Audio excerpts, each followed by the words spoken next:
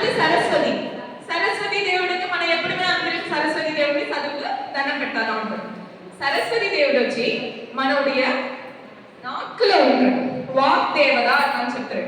అప్పుడే మనం ఏది చెప్తాను స్పష్టంగా తెలివిగా కరెక్ట్ గా మిస్టేక్ లేకుండా చెప్పిందిగా సరస్వతి దేవుడి హెల్ప్ చేశారు. అందునుంచిగా నేటికి 3 దేవుడిని పెట్టి మనం ప్రేయర్ చేసాము. మీరు అందరూ ఈ పూజ ముగించే వరకు మీ మనసులో మీకు పర్టికులర్గా ఏదో ప్రాబ్లమ్స్ ఉన్నాయి, చదువు ముడిదు, చదివిందుకు తోంచదు, బోర్ కొట్టుగా, లేదా మీకు ఏం ఉంది అది అంతా మనసులో తలుచుని దేవుడి దగ్గర ప్రే చేయండి. సరియా?